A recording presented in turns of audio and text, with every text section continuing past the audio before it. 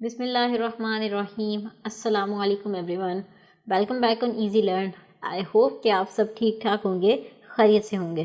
तो अगर मैं आपको क्विक सा ओवरव्यू दूँ हमारी लास्ट की क्लास का, तो हमने जो है एक्सरसाइज 3 यानी कि जो रिव्यू एक्सरसाइज थी वो स्टार्ट की थी, और जो है इसका क्वेश्चन नंबर 1 MCQs का जो पार्ट था वो हमने लास्ट लेक्चर में काफ़ी डिटेल्ड डिस्कस कर लिया था। सो अगर आपका वो लेक्चर मिस हो गया, MCQs वाला पार्ट आपको मिस हो गया, तो आप जो है हमारी प्लेलिस्ट में जाके लास्ट की क्लास अटेंड कर सकते हैं। तो आज का जो लेक्चर है इसमें हम लोग जो है क्वेश्चन नंबर 2 को यानी कि शॉर्ट आंसर्स वाले क्वेश्चन को हम जो है वो स्टार्ट करने वाले हैं।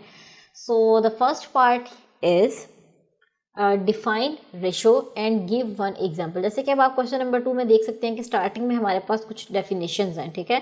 सो डेफिनेशंस जो है कुछ स्टूडेंट लाइट समझ के इग्नोर कर देते हैं। So definitions are also very important part of different questions. Mathematics में आप डेफिनेशंस को इग्नोर नहीं कर सकते कि ये पेपर में नहीं आएंगी या वट जो भी आपके माइंड की ऐसे कन्फ्यूजन्स हैं। तो मैं क्लियर कर दूँ कि डेफिनेशंस जो है अक्सर पेपर में आ जाती हैं। सो आपने जो है डेफिनेशंस वाले पार्ट को इग्नोर नहीं करना है। सो डेफिनेशंस वाला पार्ट भी उतना ही इंपॉर्टेंट है जैसे कि बाकी के क्वेश्चंस। सो स्टार्ट करते हैं from the first question, define ratio and give one example. So ratio का जो टॉपिक है वो हम काफ़ी डिटेल्ड हम डिस्कस कर चुके हैं, लेकिन जो यहाँ पर है यहाँ पर मैं आपको क्विक सा ओवरव्यू दूंगी, ठीक है। रेशियो क्या होती है हमारे पास? It is a relation between two quantities of the same kind, यानी कि एक ही किस्म की जो क्वांटिटीज़ होती हैं उनके दरमियान जो रिलेशन शो करने के लिए टर्म यूज़ होती है, दैट इज़ कॉल्ड रेशो। एक दफ़ा मैं फिर से रिपीट कर देती हूँ कि it is a relation between to quantities of same kind. एक ही काइंड की डिफरेंट क्वांटिटीज़, एक ही किस्म की डिफरेंट क्वांटिटीज़ के दरमियान रिलेशन शो करने के लिए जो टर्म यूज़ होती है या जो मेथड यूज़ होता है उसे हम बोलते हैं ratio. So ratio is basically a relationship, एक राब्ता शो करने के लिए यूज़ होता है। सो फॉर एग्जांपल अगर मैं आपको नोटबुक की तरफ लेके चलूँ कि हमारे पास जो है, जैसे कि हमने जब टॉपिक डिस्कस किया था, फॉर एग्जांपल हमारे पास कोई दो नंबर्स हैं, लेट से एक ए है और एक बी है, ठीक है। तो ये सेम काइंड के हैं लेकिन डिफरेंट क्वांटिटीज़ हैं। सो इनके दरमियान अगर हमने जो है वो रेशो को, रिलेशन को शो करना होगा तो हम इसे शो करेंगे विद 2 डॉट्स, यानी कि ए रेशो बी ऐसे। और इनको जो है हम फ्रैक्शन की फॉर्म में भी लिख सकते हैं, ए ओवर बी की फॉर्म में भी लिख सकते हैं। So this is the ratio.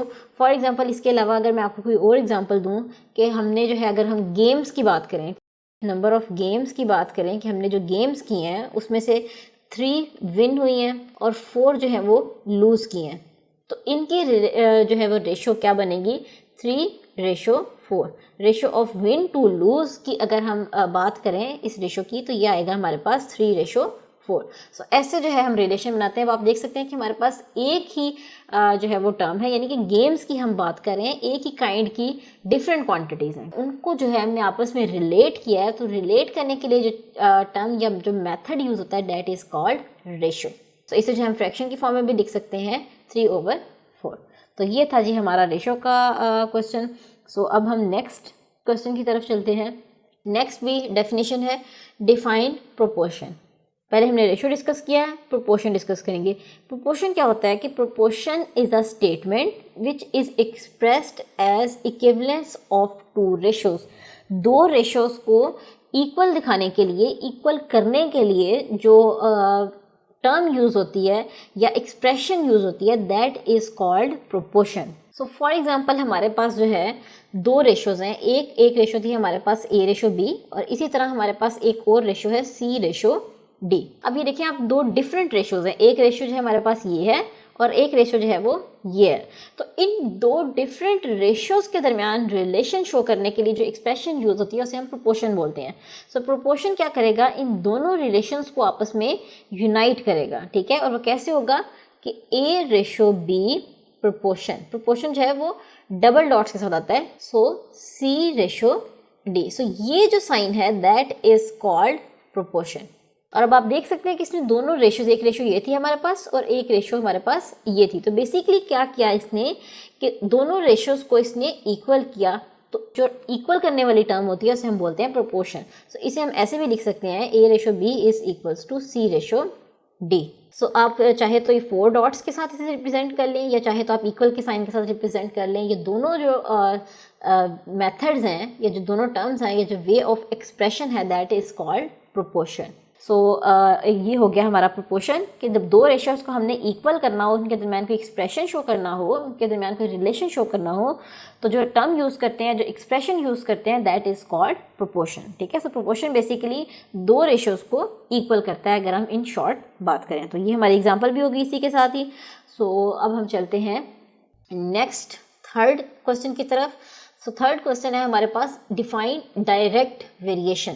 अब वेरिएशन तो सबसे पहले हमारे पास आता है, तो वेरिएशन की आगे से दो टाइप्स थी। ये जो एक क्वेश्चन में देखें आप देख सकते हैं कि डायरेक्ट वेरिएशन है, और नेक्स्ट क्वेश्चन में साथ ही उसने पूछ लिया है inverse variation. So direct variation क्या होता है, हमारे पास दो क्वांटिटीज हैं, फॉर एग्जांपल हमारे पास x और y। सो अगर हमारे पास एक क्वांटिटी x और y, फॉर एग्जांपल दो क्वांटिटीज हैं, अगर दोनों ही इंक्रीज हो रही हैं, यानी कि एक x के बढ़ाने से y भी बढ़ रहा है, so it means there is a direct variation.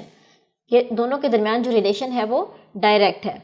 अगर मैं नोटबुक आपको लेके चलूँ तो फॉर एग्जांपल जैसे कि मैंने अभी आपको बताया कि हमारे पास जो है वो दो टर्म्स हैं, ठीक है, दो टर्म्स कह लें आप।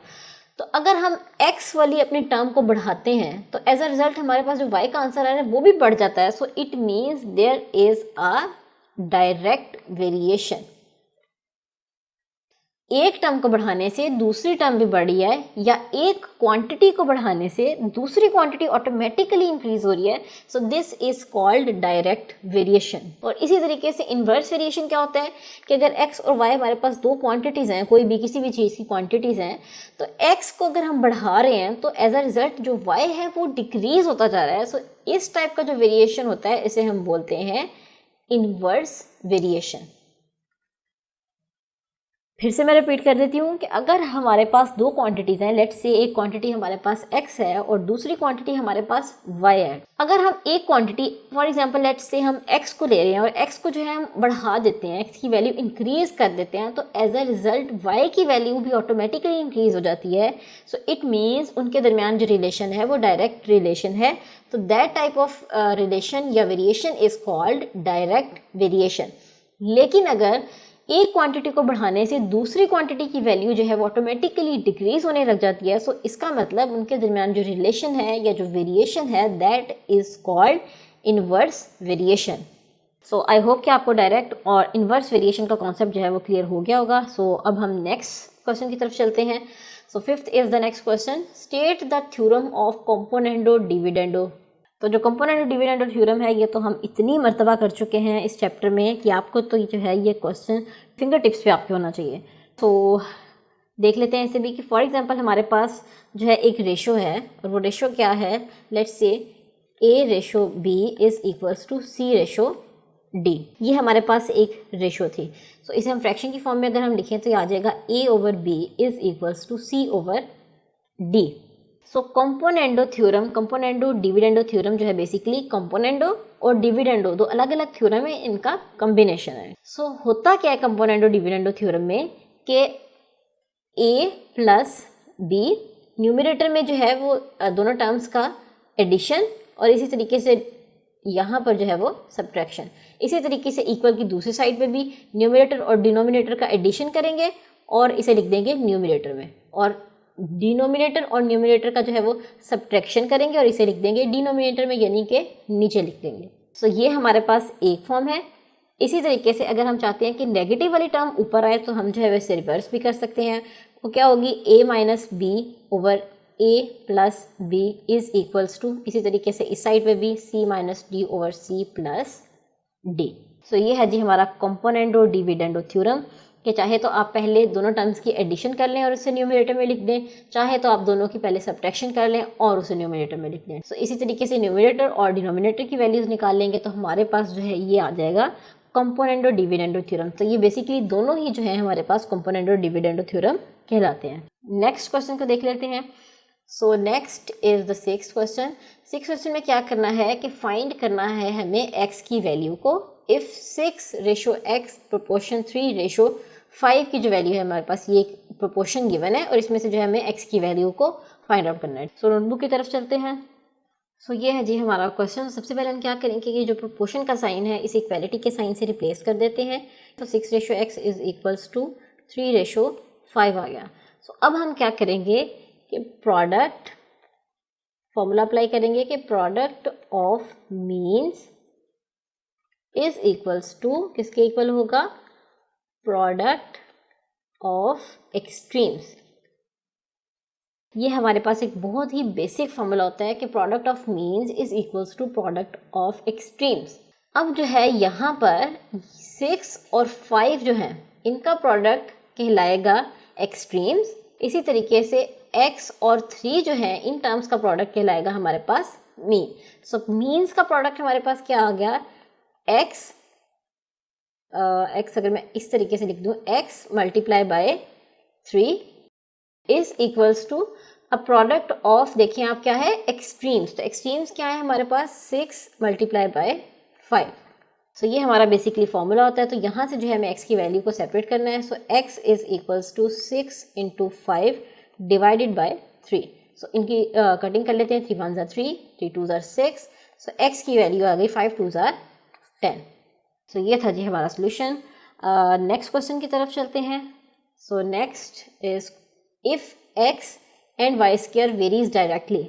इनके दरम्यान अब आप देखें वेरिएशन का क्वेश्चन आ गया है, if x and Y square varies directly, यानी कि x एंड वाई स्क्वायर जो है वेरीज डायरेक्टली कर रहे हैं व्हेन x की वैल्यू ये है और y की वैल्यू जो है वो ये है। तो आई होप कि आपको अच्छे से अंडरस्टैंडिंग होगी कि इस तरह के जब क्वेश्चंस आते हैं वेरिएशन के तो उन्हें कैसे सॉल्व करना होता है। कि सबसे पहले जो है हम इसमें से प्रोपोर्शनैलिटी कांस्टेंट यानी k की वैल्यू को फाइंड आउट करेंगे। सो नोटबुक की तरफ चलते हैं और इसे सॉल्व करते हैं। तो ये है जी हमारा क्वेश्चन, ये हमारा वेरिएशन है, x varies directly as y square, y की वैल्यू भी गिवन है, x की वैल्यू भी गिवन है। तो स्टार्ट करेंगे कि x इज इक्वल्स टू, इस वेरिएशन के साइन को ख़त्म किया तो आ गया x is equals to k y square. So x की वैल्यू भी गिवन है, y की वैल्यू भी गिवन है, तो यहाँ पर पुट करेंगे। तो सबसे पहले इसे हम नेम दे लेंगे इक्वेशन 1 का। सो यहाँ से k को सेपरेट कर लेंगे तो ये आ जाएगा x over y square is equals to k। तो वैल्यूज पुट कर दें x की भी और y की भी। तो x की वैल्यू थी हमारे पास 27 डिवाइडेड बाय y का स्क्वायर है यानी कि 4 का हमारे पास आ गया square is equals to k। तो यहाँ से जो है हम अपने k की जो वैल्यू है उसे निकाल लेंगे। सो k की वैल्यू हमारे पास आ जाएगी k is equals to 27 divided by 16। तो जब k की वैल्यू हमारे पास आ जाती है तो हम इसे रिप्लेस कर देते हैं इन इक्वेशन नंबर 1। सो आपने यहाँ पे मेंशन करना है कि putting the value of k in equation number 1। So equation number 1 क्या थी हमारे पास, x is equals to k y square. So k की वैल्यू यहाँ पर पुट कर देते हैं तो ये हमारे पास आ जाएगा 27 बाय 16 y स्क्वायर और ये हमारे पास है x की इक्वल। ठीक है, सो ये क्वेश्चन का जो है अभी फर्स्ट पार्ट कंप्लीट हुआ है। सो नेक्स्ट देखते हैं क्वेश्चन में क्या फाइंड आउट करना है। अभी हमने इतना फाइंड आउट किया है, नेक्स्ट हमें क्या करना है कि find the value of y की वैल्यू को जो है हमें फाइंड आउट करना है और x की वैल्यू गिवन है दैट इज 3। सो यहाँ पर क्या होगा कि x इज इक्वल्स टू 3 आ जाएगा और y की वैल्यू को मुझे फाइंड आउट करना है। इसे हम नेम दे लेते हैं इक्वेशन 2 का। सो मैं क्या कर रही हूँ कि जो न्यू वैल्यू आई है इसे मैं पुट कर रही हूँ इन इक्वेशन 2। सो ये आ जाएगा मेरे पास 3 is equals to 27 by 16 into Y square. So यहाँ से जो है वाई स्क्वेयर को सेपरेट कर लेंगे। 16 यहाँ पे डिवाइड हो रहा है, सो दूसरी साइड पे जाके क्या हो जाएगा, मल्टीप्लाई।